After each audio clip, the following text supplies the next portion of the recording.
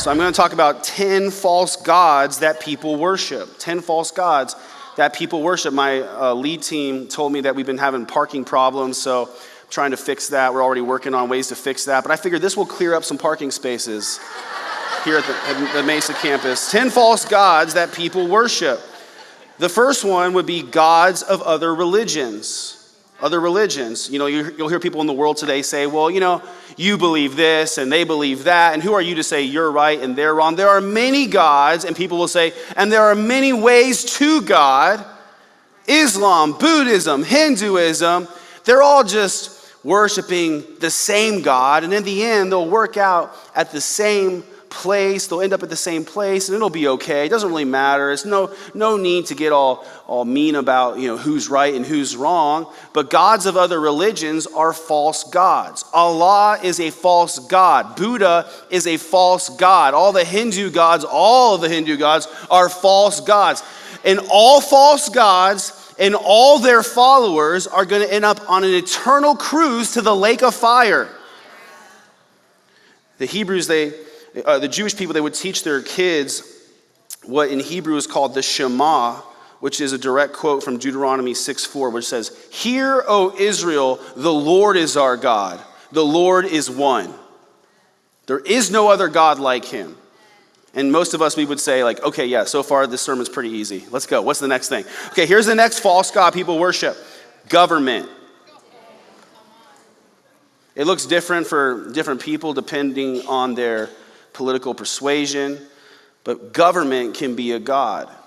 For liberals, they worship Big Daddy government, who will provide for all their needs according to his riches and stimulus checks.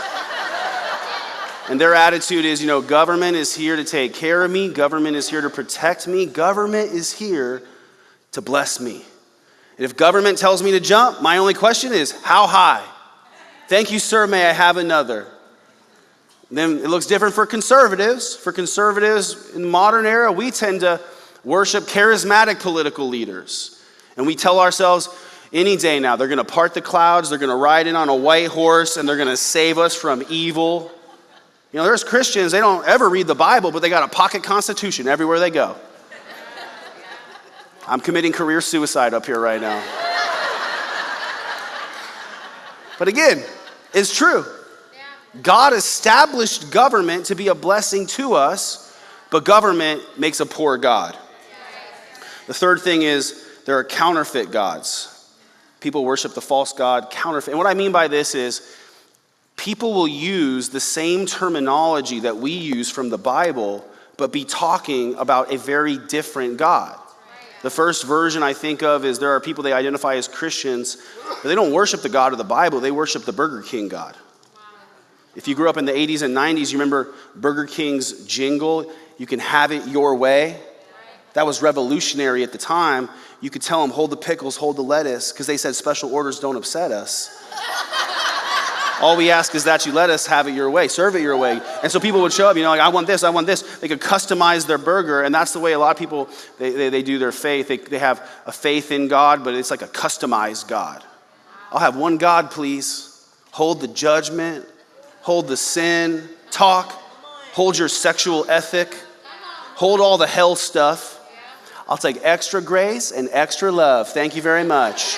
Would you like fries with that? Yes. It's the Burger King God. In Mark 7, Jesus said, "You hypocrites. Isaiah was right when he prophesied about you, for he wrote, 'These people honor me with their lips, but their hearts are far from me. Their worship is a farce, for they teach man-made ideas as commands from God. For you ignore God's law and substitute your own tradition.'"